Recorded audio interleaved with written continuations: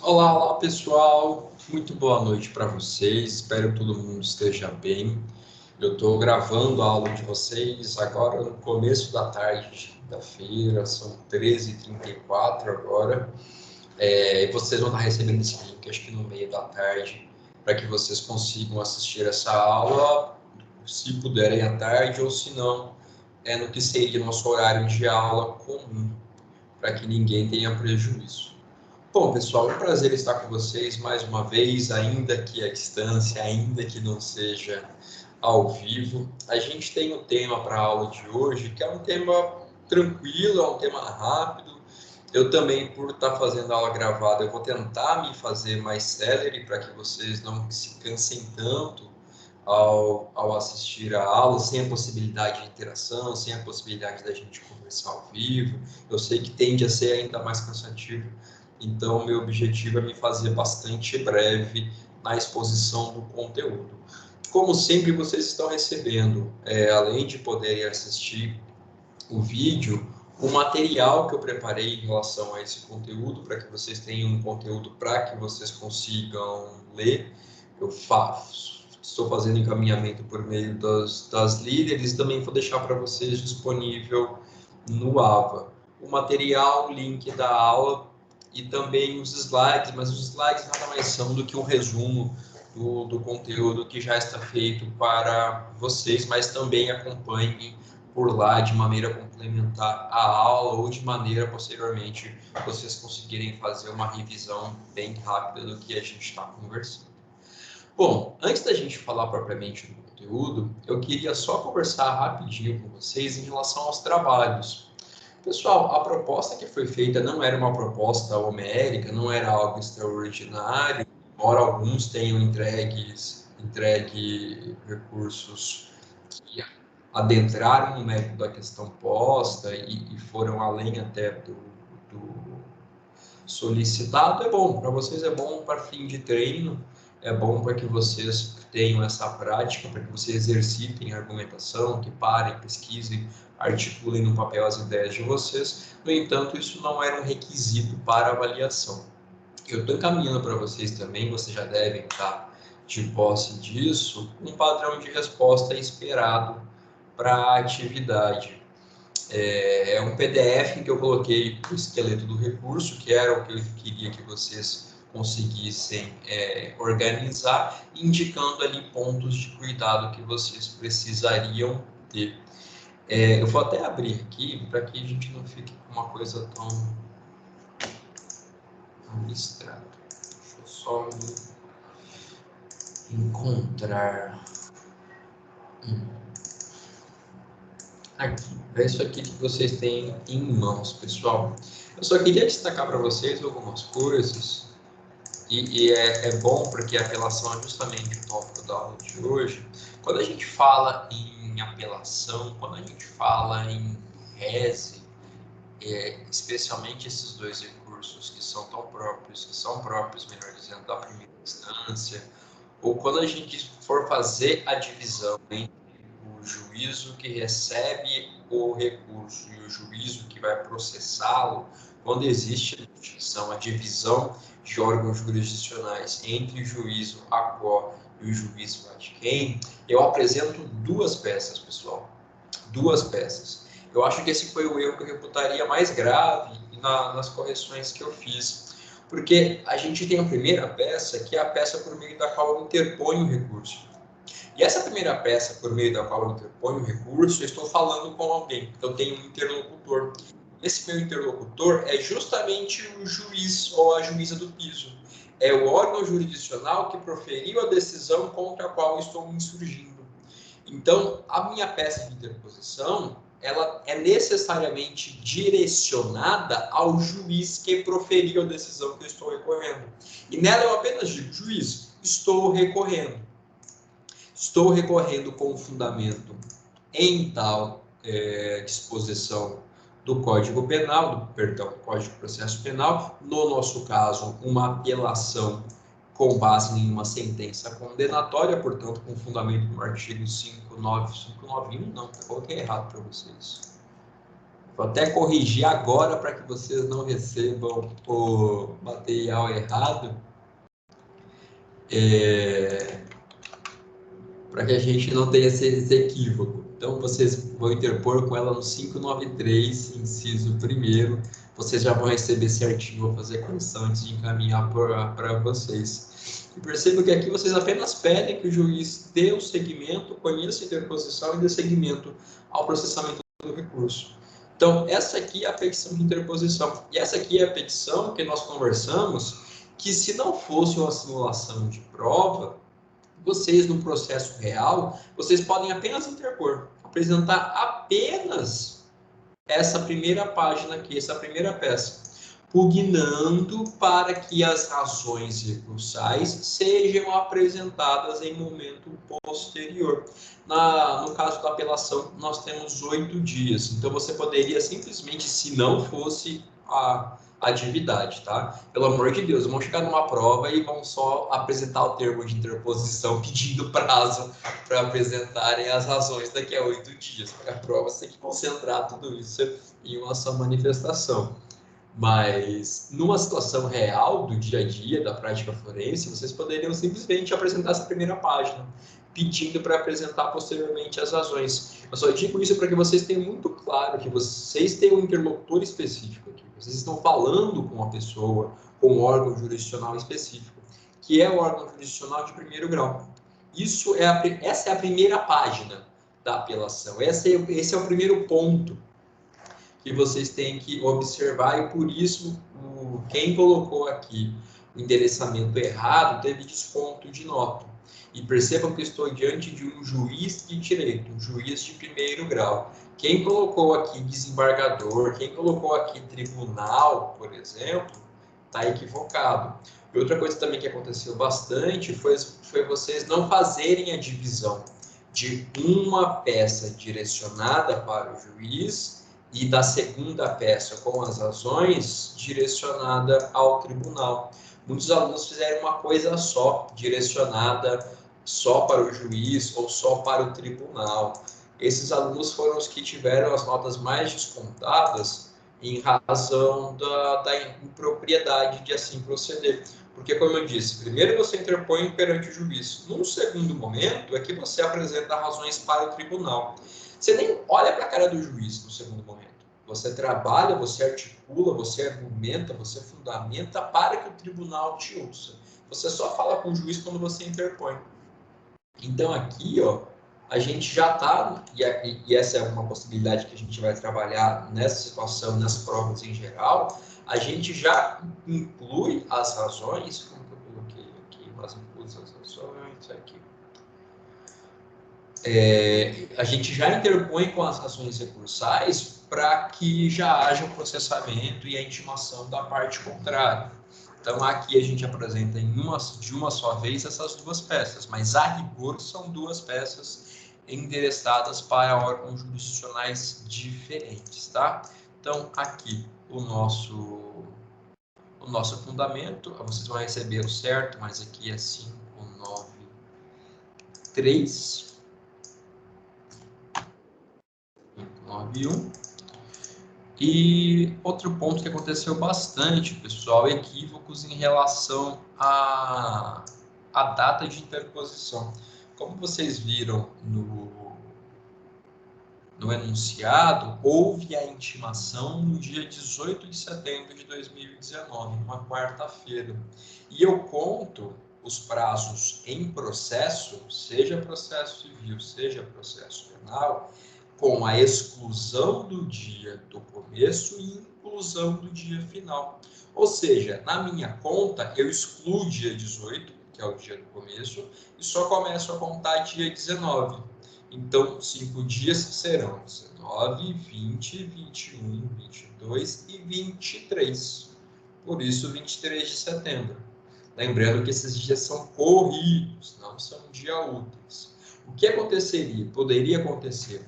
Se a gente fosse intimado, por exemplo, na sexta-feira, a gente não contaria esse prazo a partir do sábado, mas só a partir da segunda haveria essa prorrogação. Ou se nós fôssemos intimados na terça-feira, e esse prazo acabasse no domingo, então a gente teria prorrogação para o próximo dia útil subsequente. Como a intimação se deu em uma quarta-feira e, portanto, o prazo não começa nem acaba em final de semana ou dia não útil, nós fazemos a contagem dos 5 dias corridos, mas sempre com esse raciocínio, pessoal. Prazo processual é qualquer prazo processual da vida de vocês. Exclui o dia do começo, não conta, e aí você inclui o dia do fim.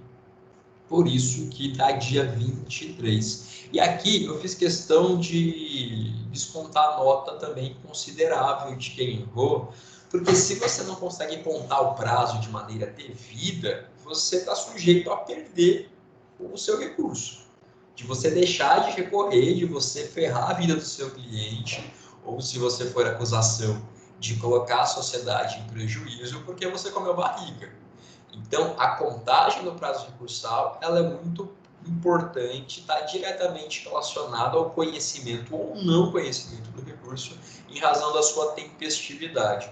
Então, aqui, eu também notei vários erros no cômputo da data do recurso, e peço para que vocês fiquem de olho nisso. Esse padrão que vocês tiveram que obedecer na atividade é o padrão da OAB.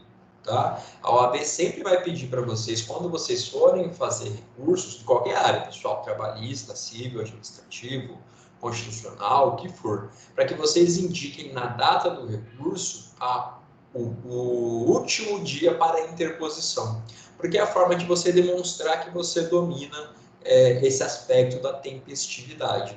Alguns alunos colocaram um tópico para começar o recurso falando sobre a tempestividade. Legal, justificando, falando qual que é o prazo da apelação, como se deu essa contagem, etc. Para a nossa finalidade aqui na nossa disciplina, acho legal, especialmente porque a gente está trabalhando com esses aspectos formais do recurso. Mas se vocês estiverem diante da OAB ou de alguma outra prova, saibam que não é obrigatório você falar sobre a tempestividade, falar sobre competência. São questões que você deduz, que o avaliador deduz a partir das opções que você faz. Então, por exemplo, alguns candidatos em prova, eles começariam talvez explicando por que se dá a competência do Tribunal de Justiça do Rio de Janeiro. Explicando que, nesse caso, o julgamento de apelação, etc, etc, etc. Eu colocaria um tópico apenas para falar isso. Seria dispensável. É claro que se você tem espaço, tem tempo e quer parar para explicar essas razões, é sempre muito bem-vindo. Isso pensando numa situação de prova real. Mas, do contrário, não se preocupem com isso. Quem fez aqui para avaliação, legal, mandou bem. É importante que vocês tenham domínio efetivamente sobre esse aspecto do recurso, e em especial a questão do prazo. Outro ponto, pessoal, também só para ressalvar para vocês, eu não quero nunca que isso aconteça, não se identifiquem em prova de concurso ou de OAB, tá? Por favor, não coloquem o nome de vocês. Se vocês colocarem um número aqui, se vocês colocarem um nome qualquer, inventado que seja, a prova de vocês vai ser anulada, porque isso é entendido como identificação de prova. Como que pensam as bancas avaliadoras, incluída a OAB? Que você poderia conhecer um avaliador e combinar com o avaliador que, olha, a prova que tiver número da OAB, a sequência 5, 7, 3 e 2 é a minha prova. Ou a prova que tiver uma marcação, uma estrela, que tiver uma carinha, que tiver um coração, você fica de olho porque é a minha prova e aí você me ajuda, você joga minha nota lá em cima. É claro que isso é altamente improvável. No entanto, as bancas pensam dessa forma, não identifiquem, não coloquem nenhum traço, nenhum caractere, nenhuma peculiaridade capaz de identificar a sua prova, especialmente nome ou número de OAB, ainda que sejam fictícios, tá? Segundo ponto, a gente está falando com o Tribunal de Justiça do Rio de Janeiro, a gente está falando com a Câmara, que vai ser composta por desembargadores. A gente também está falando com o órgão da Procuradoria-Geral de Justiça, que vai ofertar, que vai apresentar um parecer em relação a esse recurso criminal. Então, aqui a gente fala com a segunda instância, a partir das razões recursais, e eu também peguei no pé para que vocês peçam sempre conhecimento e provimento da apelação. É um aspecto técnico, seu recurso não vai deixar de ser conhecido por isso, mas também é um aspecto que evidencia o domínio que você tem sobre a dinâmica recursal e sobre a existência do juízo de prelibação. Então, você sempre vai pedir, tribunal, conheça o meu recurso e dê provimento. Então, é muito importante que vocês, na parte final das petições de recurso, também façam esse pedido, pessoal. Então, em linhas gerais, é isso aqui, o esqueleto de uma apelação. É para que vocês se habituem a construir essa peça e saber sobre quais pontos direcionar a atenção, quais pontos merecem uma atenção a mais de vocês, o que fazer, o que não fazer. Vocês, no geral, pessoal, foram bem, poucas notas ficaram abaixo de 600, então é para a gente aquecendo com essa primeira avaliação, para que na prova a gente já esteja todo mundo acostumado com o que será solicitado de vocês. Mas, bom, falando sobre avaliação ainda, cuidado para mim, né? Mas atenção, vocês, se a sua nota não foi lançada ainda, me dê um alô, me manda um e-mail, me manda um WhatsApp para que eu saiba e corrija isso. Muitos de vocês fizeram encaminhamento da atividade por e-mail, então pode ser que eu tenha perdido, me confundido, porque veio muito e-mail de trabalho. E aí seu e-mail está aqui, aí tem um monte de coisa particular minha, e tem e-mail de outras turmas, então é por isso que eu prefiro a plataforma. Eu acho, pelo que eu vi, que ninguém ficou de fora. Mas se você entregou por e-mail, entregou pelo Google Forms e não conseguiu ter sua avaliação, sua atividade incorrigida, me dê um alô para que eu verifique o que aconteceu e faça a correção adequada. Bom, pessoal, vamos então falar do recurso da aula de hoje. Repito, é bem tranquilo, é bem fácil de entender, é muito mais sossegado do que o RESE, por exemplo, porque o RESE a gente tem todas aquelas situações do 581, algumas com peculiaridades que demandam bastante tempo. Na apelação, a gente vai ter que olhar com carinho para o 593, que tem só 3 incisos, embora o terceiro inciso vá ter suas subdivisões em alíneas, é muito mais tranquilo de se entender. Então, sobre a apelação, sobre as hipóteses de cabimento e também processamento dela, como se dá a tramitação de uma apelação. Bom, pessoal, primeiros pontos que nós temos que saber sobre a apelação, e a gente já vem conversando a respeito disso desde o primeiro encontro praticamente, é que a apelação é o recurso ordinário por excelência. Como assim, professor? Pessoal, o recurso mais adequado que existe para você rediscutir alguma coisa é a apelação. Não existe um recurso tão amplo, tão aberto, que te possibilite uma rediscussão tão abrangente de uma decisão judicial como a apelação. A apelação devolve ao órgão julgador do recurso todos os aspectos daquela decisão. Se eu estou recorrendo de uma sentença, pessoal, via apelação, eu posso impugnar todos os aspectos da sentença por meio da apelação. Eu posso levar ao conhecimento e à análise do meu órgão ad quem todos os pontos da decisão recorrida. Tenho em mente que, por exemplo, o RESE, ele tem hipóteses específicas de cabimento. Portanto, eu só posso argumentar, alegar ou levar para o tribunal aquele ponto específico que ensejou o cabimento do RESE. Na apelação, a gente tem um espectro muito abrangente para ser trabalhado no segundo grau, ou seja, para ser retrabalhado. Então, por isso que a gente fala que a apelação é o melhor exemplo de recurso ordinário. É o recurso que mais bem representa, que mais bem demonstra como se dá a reapreciação de questões de fato e de direito por um tribunal. Por isso ele ser chamado assim de um recurso ordinário por excelência. A natureza dele ser muito amplo.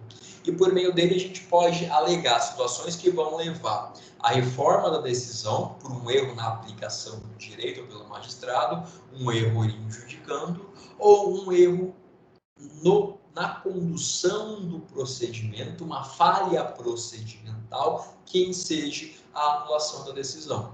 Esses dois resultados podem advir do julgamento de uma apelação. A reforma da decisão recorrida ou ainda a sua anulação. E esse terceiro pontinho que está aqui para vocês, como eu acabei de dizer, e como é consequência do primeiro ponto, a gente está diante de um recurso de fundamentação livre, ou seja, não preciso alegar exatamente alguma coisa em sede de apelação, ou eu não preciso levantar o ponto Y ou X da decisão para que ele seja conhecido no recurso. Por exemplo, a gente vai falar mais para frente sobre recurso extraordinário e recurso especial, e nós vamos ver com mais detalhes, embora a gente também já esteja falando sobre isso em alguns encontros, que se eu vou recorrer para o STF, eu só posso falar para o STF sobre a parte da decisão recorrida que fere diretamente o texto constitucional.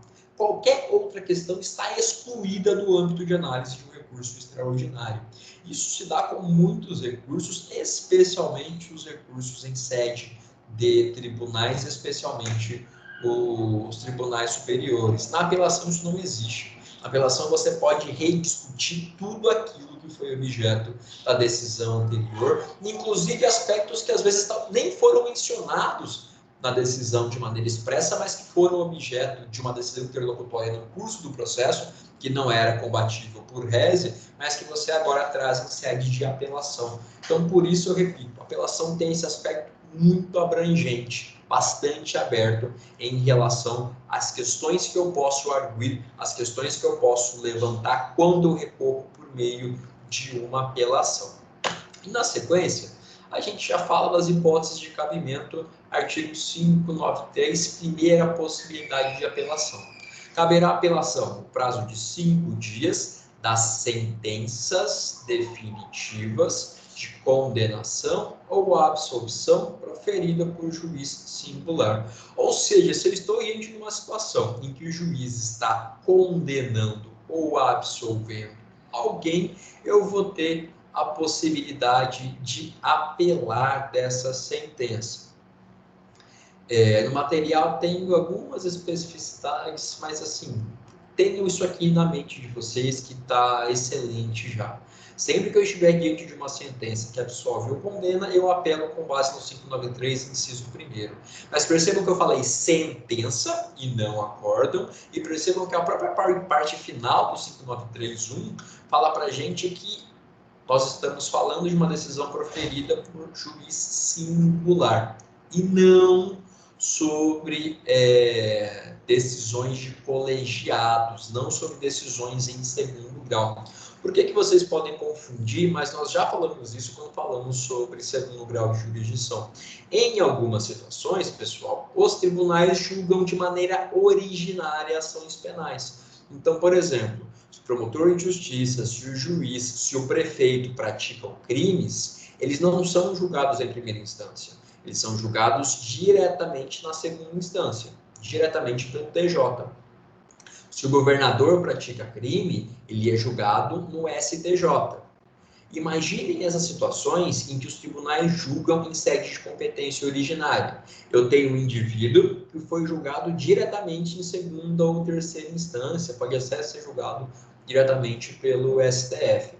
Se o prefeito está sendo julgado criminalmente no TJ e ele é condenado, ele é absolvido que seja, pessoal, não cabe apelação. Eu não estou diante de uma situação que permita o uso, que permita o manejo da apelação.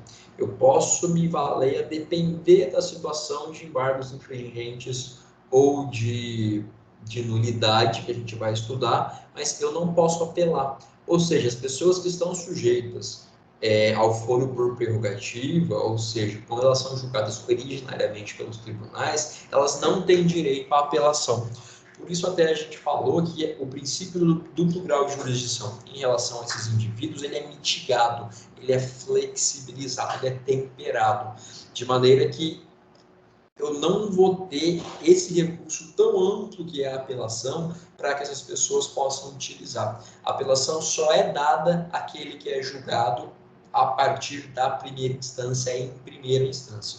Se você, em razão do cargo que ocupa, é julgado originariamente em tribunal, você não vai poder apelar da decisão. Tampouco poderá apelar o Ministério Público se, ao fim da ação penal, a sentença for desfavorável à acusação. Então, a apelação é contra a sentença de primeiro grau. A apelação não existe em face de acórdão, em face de qualquer decisão de órgão colegiado ou em face de qualquer decisão de tribunal. Sentença primeiro grau. E, bom, pessoal, esse é o inciso primeiro, que vai ser o inciso que vai ser utilizado em 80% dos casos, tá? Sempre que eu tiver diante de absolvição e condenação em primeiro grau, cabe apelação. Na sequência, pessoal, a gente tem uma válvula de escape genérica do CPP. É que o CPP, para não deixar algumas decisões não passíveis de recurso por alguma eventual lacuna deixada pelo próprio CPP, ele dá aqui uma abertura bastante ampla. Ele diz, olha, sempre que tiver uma decisão que encerre um procedimento, essa decisão não puder ser impugnável por rese, cabe apelação. É isso que ele diz para a gente. Sempre que uma decisão encerrar um procedimento, condenando ou não condenando, sempre que houver uma decisão definitiva ou com força definitiva proferida por juiz singular, se não couber rese, se eu não estiver diante de uma situação do 581 e for uma decisão definitiva que põe termo ao procedimento, eu posso apelar com base no artigo 59, artigo inciso 2º do 593. Então, aqui eu tenho uma cláusula de abertura, uma cláusula de escape, para que sempre que eu estiver diante de uma situação que encerra procedimento, mas não cabe rese, nem apelação pelo 5931, ou seja, subsidiariamente eu posso apelar com base no 5932. Pessoal, isso aqui é muito, muito, muito raro de acontecer. Mas, por exemplo, se eu estou diante de uma sentença que põe fim ao incidente de restituição de coisas apreendidas, não cabe rese e tampouco cabe apelação pelo 5931, porque não há condenação nem absolvição. Eu poderia apelar, então, porque esse é um procedimento que vai ser encerrado por uma decisão que não é impugnável por meio de rese, eu posso apresentar apelação com base no 5932. Mas, repito, isso aqui é muito difícil, é muito específico. O único caso que vocês vão ver na doutrina, que vocês vão ver na prática indicando é a apelação quando você vai recorrer da sentença que põe fim ao incidente de restituição de coisas apreendidas. Que funciona se você tem um bem constrito por força de uma investigação, de uma ação penal, é possível que você peça a liberação desse bem por meio desse incidente específico. E contra a decisão que põe fim a esse incidente, não há previsão de rese, mas eu tenho um incidente que é encerrado, então vai caber a apelação com base no 5932. Vamos falar que isso aqui é 2% dos casos. 80% por inciso primeiro, 2% por inciso segundo, e vamos falar que 18% do inciso terceiro. Aqui, pessoal, é claro que se você está familiarizado com o procedimento do Tribunal do Júri, se você já estudou, se você por algum acaso fez estágio em vara do júri, em promotoria do júri, defensoria do júri, talvez isso seja muito familiar para você. Mas, em regra, isso é muito específico, porque só se aplica aos processos que julgam crimes dolosos contra a vida. Portanto, só quando eu estiver diante de uma situação de crime doloso, as hipóteses delitivas a partir do artigo 121 do Código Penal, é que eu vou estar diante do procedimento do tribunal do júri, que vai acontecer também sempre no juízo estadual. É muito raro ter júri federal, embora seja possível. Se alguém pratica um crime doloso contra a vida, em alguma situação em que, por exemplo, você fere interesse da União, em que você matou, que foi perpetrado um homicídio contra um funcionário público federal em razão do exercício do cargo, existe júri federal, mas em regra os júris são estaduais, é muito raro ter júri federal. São assim, pouquíssimos, é uma vez a cada 5 anos aqui no estado, e olhe lá. Mas bem, pessoal, quando estivermos diante do procedimento do Tribunal do Júri, que já apresenta peculiaridades, que já tem a previsão no artigo 5º da Constituição Federal, que tem todo o regramento específico do CPP, quando estou diante de decisão do Tribunal do Júri, diante de 4 possibilidades, eu vou apelar com base no artigo 593, inciso 3º.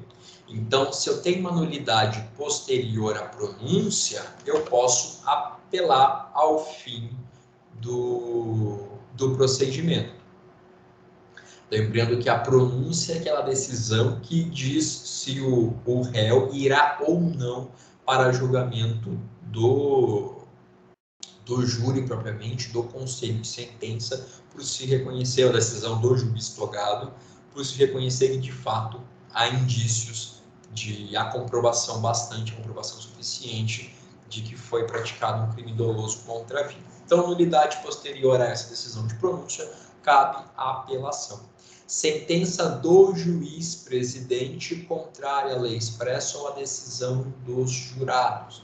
Porque o júri, pessoal, vocês, não sei se estudaram, muito possivelmente a essa altura do processo penal, quando estudaram o procedimento, se vocês já não foram assistir, se vocês já não viram, você tem aspectos, o mérito da decisão, ele é dado pelos jurados. Os jurados, por meio da quesitação, definem se o indivíduo é culpado, se não é culpado, causa de aumento de pena, causa de diminuição de pena. Eles dão os contornos todos do mérito da acusação.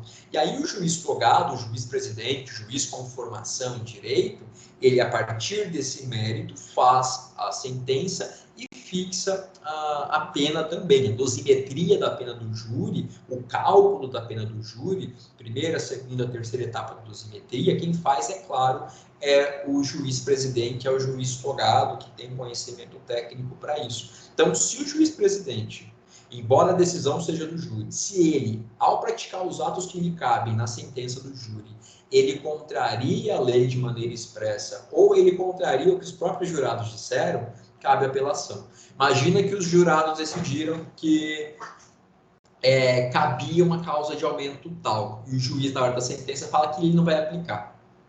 Seria uma hipótese que ele contraria a decisão dos jurados, que, como diz a própria Constituição Federal, é soberana. Ou, se ele, por alguma outra coisa, ele contraria a lei expressa.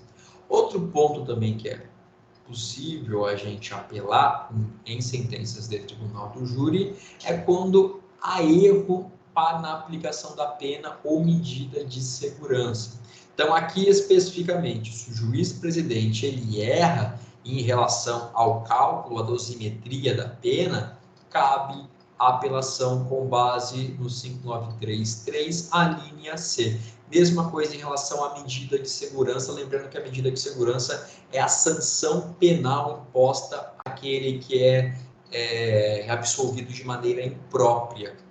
Você diz que o indivíduo praticou um fato que é típico, que é ilícito, no entanto, esse indivíduo não é culpável, e aí ele estará sujeito à medida de segurança nas hipóteses descritas no Código Penal. É o indivíduo que vai ficar preso no estabelecimento psiquiátrico, basicamente. Então, quando o juiz, isso aqui, a gente tem essas situações que são apenas as duas específicas, a aplicação da pena ou medida de segurança. Quando há erro na aplicação delas, cabe a apelação, e D, que é acaba sendo a mais comum no júri, que é quando a decisão dos jurados é manifestamente contrária à prova dos autos. Muitos advogados ou muitos promotores recorrem dessas decisões, ou assistentes de acusação, que são bastante comuns no júri, com base nessa linha. Só que é muito difícil de se conhecer o recurso, uma apelação com base nessa linha, porque eu preciso ter uma divergência gritante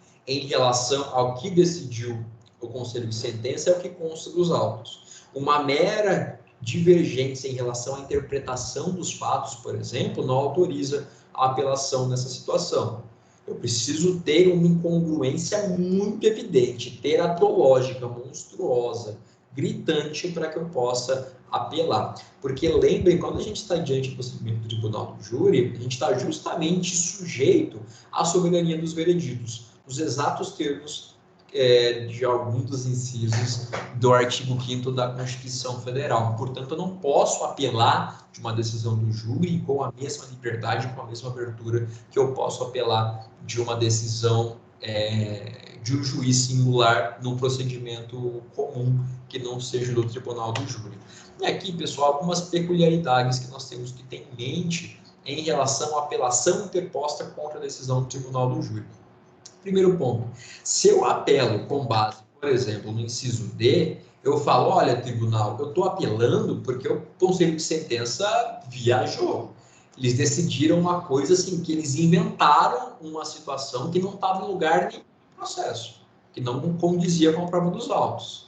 Nessa situação, pessoal, é importante a gente ter em mente que o tribunal, ainda que o tribunal dê razão para o apelante, para o recorrente, o tribunal não pode reformar a sentença do júri e, por exemplo, condenar o indivíduo.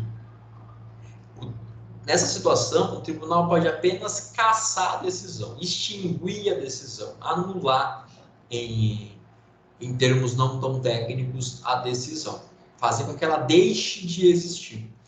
E nessa situação, ele devolve o processo para que um outro júri faça agora o julgamento dessa ação penal. Perceba, eu não posso ter um tribunal reformando essa decisão, porque se eu fizesse, eu estaria sobrepondo a vontade do júri pela vontade do tribunal. O tribunal teria a voz mais ativa, mais forte do que o júri, o que é vedado, porque o júri é conduzido pelo princípio da soberania dos vereditos. Então, quando é a situação de cassar ou de anular a decisão dos jurados, o tribunal não pode decidir em substituição. O tribunal apenas extingue, casca, extirpa, erradica, apaga a sentença, mas manda que outro júri agora faça novo julgamento. Não obstante, se eu estou diante da situação contrária, se eu recorro, por exemplo, porque o juiz-presidente errou na dosimetria, é claro que é dado ao tribunal já parar durante o julgamento do recurso, fazer as correções de maneira que a decisão do tribunal vai substituir a decisão do juiz de primeira instância nesse particular recorrido ao menos. Então, se a apelação do júri se volta contra ato do juiz-presidente, o tribunal, ao julgar, pode corrigir a sentença, pode reformá-la. Se, no procedimento do tribunal do júri, a apelação se volta contra decisão dos jurados, isso não pode acontecer. Outro ponto muito importante é que percebam que quando o CPP diz para a gente que eu só posso recorrer dessas decisões em algumas situações específicas, aqui o CPP ele tira aquele aspecto amplo da apelação e faz com que a apelação em relação ao tribunal do júri seja um recurso de fundamentação vinculada. Por quê? Para que eu possa recorrer, eu preciso argumentar um desses pontos. Notam? Eu não consigo apelar porque eu quero apelar, como eu posso fazer as demais decisões. Eu só posso apelar se eu levantar uma dessas situações aqui. Então, eu sou obrigado, na minha fundamentação, na minha argumentação, a levantar algum desses 4 pontos para que eu possa recorrer e para que eu tenha chance de provimento do meu recurso.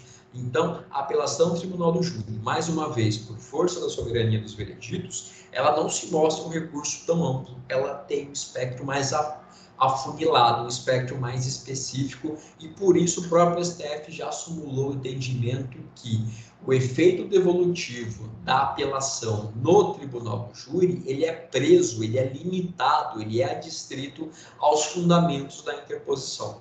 Então, só vai voltar para o tribunal só vai poder apreciar aquele ponto especificamente recorrido de acordo com as alíneas do 5933 do CPP. Então, notem a apelação, como eu disse no primeiro slide, é um recurso muito amplo, isso de maneira geral. Quando a gente fala de Tribunal do Júri, existem várias especificidades que nós devemos observar. E aqui na sequência nós temos outras duas especificidades que vocês têm que ter em mente. Como eu disse para vocês, se o tribunal dá razão ao recorrente e caça a sentença do Tribunal do Júri, esse processo, essa ação penal volta para um novo julgamento, mas agora por novo Tribunal do Júri. O que a gente tem que saber? Que eu não posso ter repetição de jurados. Se eu tenho uma situação em que os jurados se repetem, eu estou diante de um julgamento nulo. O STF, uma súmula bem antiga, mas o STF já sumulou, isso é sedimentado, essa súmula continua em vigor, que eu não posso ter um jurado funcionando no julgamento original e no segundo julgamento após o provimento de recurso. Então, eu preciso de um novo conselho de sentença. E quando eu digo novo conselho de sentença, eu me refiro a todos os jurados, sem exceção, não posso repetir nenhum. Ainda que você esteja fazendo um júri numa cidade de 1000 habitantes, você vai ter que achar gente diferente para fazer o seu segundo julgamento. E outra coisa, também, isso está no artigo 593, salvo engano, no parágrafo 3º, é que uma vez que o tribunal dá provimento à apelação pela prova contrária, pela decisão contrária à prova dos autos, que é a linha E, o CPP proíbe que exista uma nova apelação com esse fundamento. Então, eu só posso recorrer e ter provimento com esse fundamento da linha E, que é a decisão do Conselho de Sentença contrária à prova dos autos, apenas uma vez. Eu não posso ficar repetindo isso. Não existe a possibilidade de eu interpor uma segunda apelação com base no mesmo fundamento. Mas percebam que é o mesmo fundamento. Se na minha segunda sentença, após a cassação da primeira, há um erro, por exemplo, na dosimetria, há uma nulidade posterior à pronúncia a ser levantada, eu posso apelar com base nas outras alíneas do 593. Mas a linha E não pode ser repetida uma vez provida. Se o tribunal dá provimento para que seja feito um novo julgamento, esse novo julgamento não pode ser impugnado com apelação fundada na mesma causa, ali na situação descrita na linha E. Outra particularidade que nós temos que ter em mente, pessoal. E, para a gente também terminar de falar de apelação, prometi para vocês que era rapidinho. Vamos falar sobre o procedimento da apelação. E até me ocorreu aqui também uma coisa para falar para vocês, mas que está aqui no slide. Pessoal, a apelação tem um procedimento muito mais tranquilo do que o procedimento do rese, por exemplo. Na apelação, a gente vai ter esses 4 pontos apenas. Interpõe a apelação por petição, como vocês fizeram na atividade, ou por termo nos autos, prazo de 5 dias. Interpõe, o juiz vai analisar o meu recurso. Se o juiz não conhece o meu recurso, cabe rese. Lembram, se eu estou interpondo um rese, esqueça a apelação. Se eu interponho um rese e o juiz não conhece meu rese, cabe carta testemunhável. Aqui é diferente. Aqui, se eu estou interpondo a apelação, o juiz não conhece a apelação, eu apresento o recurso no sentido estrito para forçar a subida da minha apelação. Mas o juiz analisa. Se o juiz, deixa eu desenhar, fica sempre mais fácil, né?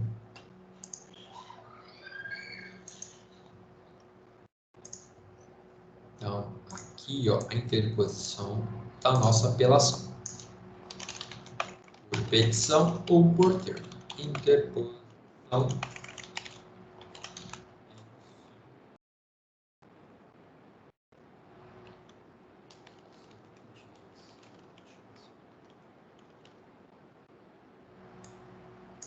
Uma vez interposta a apelação, a gente vai ter a análise, o juízo de prelibação do magistrado. Essa prelibação pode ter dois resultados. Um possível resultado é o magistrado recusar. Você tem não conhecer a apelação.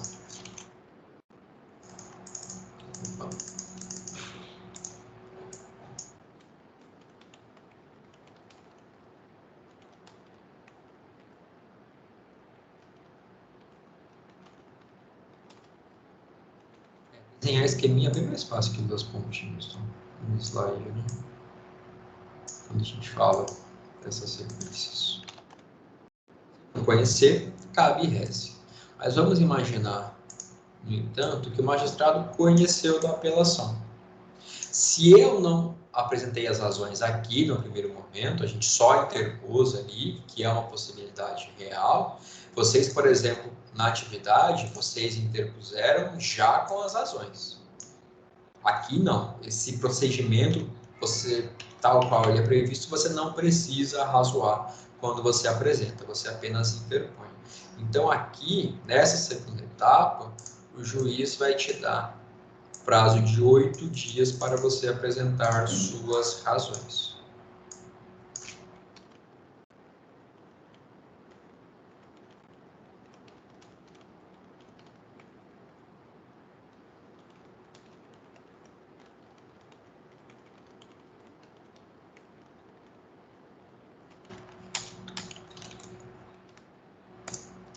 Aí o que diz pra gente também? O CPP, aqui, uma setinha inclinada. Com ou sem as razões,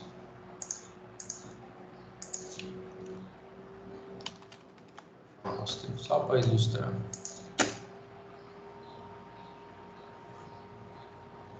Não, pessoal, quem não conhece, esse aqui é o nosso TJ. Só para deixar mais divertido o desenho, com ou sem as razões, isso na hipótese de uma ação penal estadual. Onde que eu estou fazendo graça? TRF3.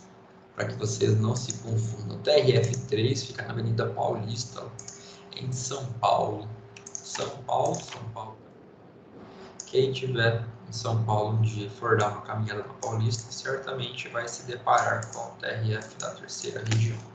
Então, com ou sem as razões,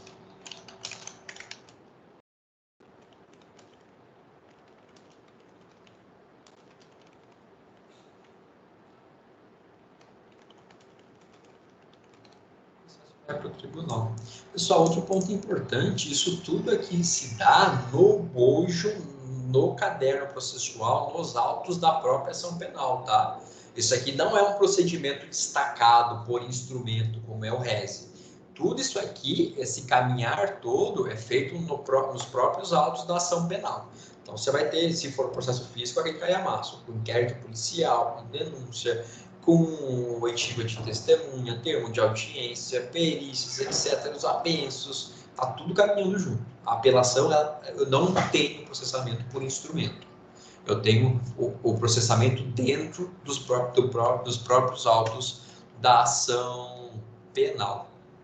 E aqui, pessoal, uma vez o processo chegando no tribunal, só saibam que isso existe, que o CPP, ele prevê no tribunal, agora o processo está lá já no tribunal, existe uma tramitação simplificada para apelação se o crime ele só é punido com pena de detenção.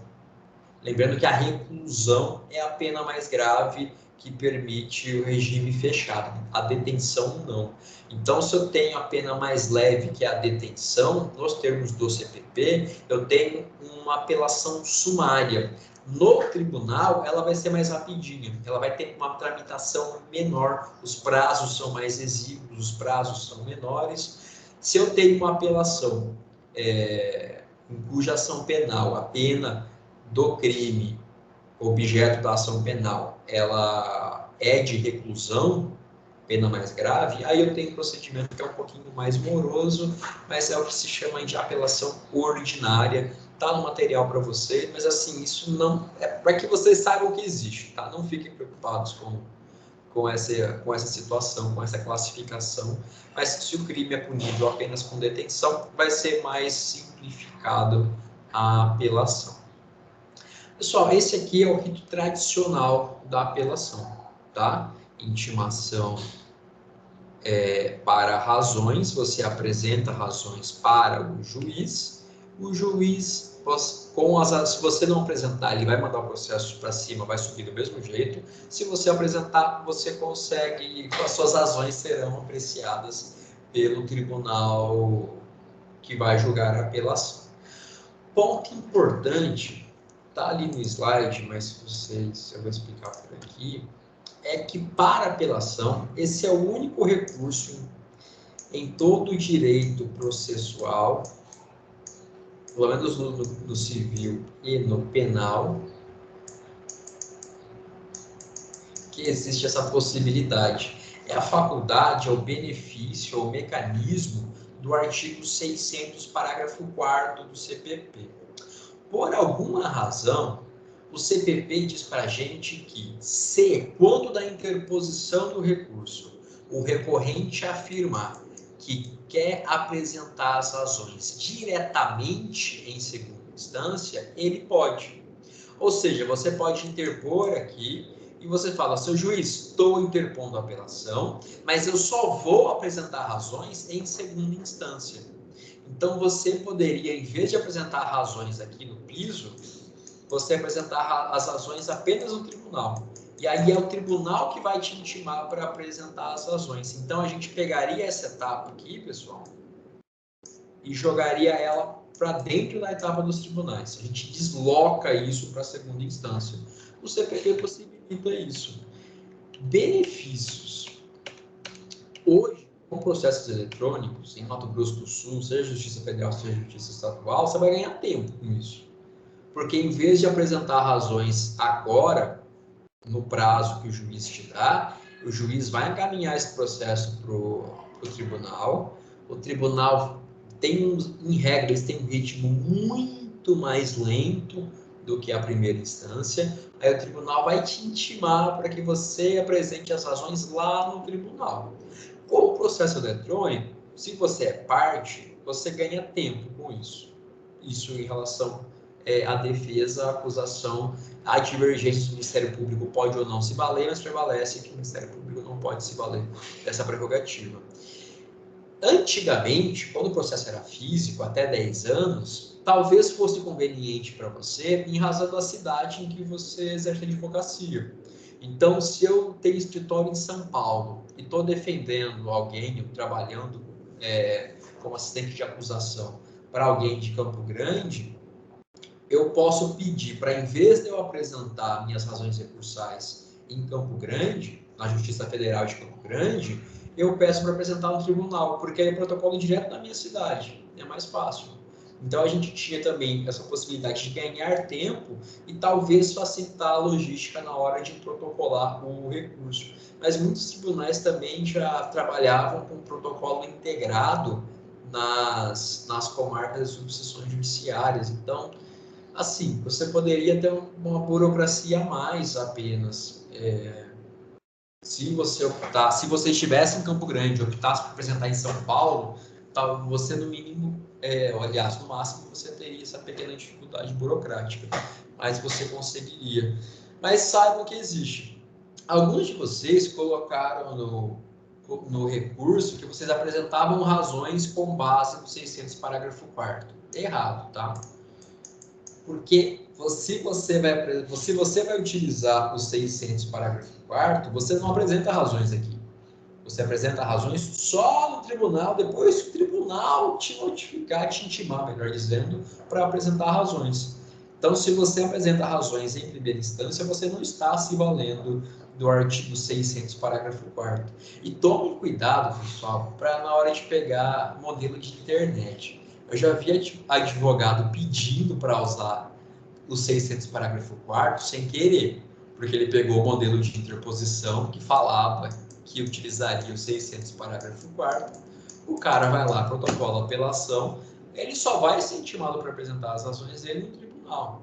Se você não terá tanto prejuízo, mas pode atrapalhar. Se você está com pressa, por exemplo, não é uma boa. Mas isso é o 600, parágrafo 4º, tá? É a possibilidade de você interpõe recurso normalmente no piso, na primeira instância, mas as suas razões, em vez de você apresentar no piso, você apresenta em segunda instância. É essa faculdade estabelecida no artigo 600, parágrafo 4º do Código de Processo Penal, que é o que eu coloquei aqui para vocês na redação literal. Se o apelante declara na petição ou no termo, no momento da interposição, que deseja arrazoar na superior instância, serão os autos remetidos ao tribunal, onde será aberta a vista às partes, observados os prazos legais, notificadas as partes pela publicação oficial. Ou seja, só no tribunal você vai ser intimado para que você apresente as suas razões recursais. Bom, pessoal, a apelação é só isso, tá? É bem tranquilo. Chamo a atenção de vocês apenas para esses detalhes do tribunal do júri e também para que vocês tenham em mente o que é o 600, parágrafo 4º. E no mais, tenham no coração de vocês que a apelação é um recurso ordinário por excelência. Isso é o ponto que mais bem define a apelação, tá? Bom, pessoal, eu também não quero me alongar muito mais, eu vou deixá-las livres.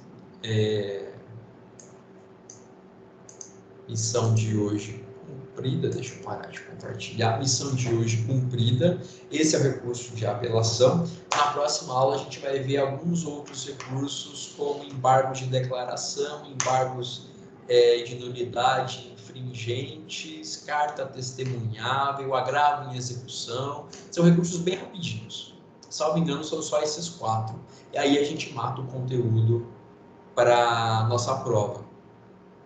Então, a gente segue nesse caminho. Pessoal, aula gravada essa semana e semana que vem. Peço desculpas para vocês em razão porque eu estou tendo aula todo dia à noite. Tem sido bem produtivo, mas bem cansativo também.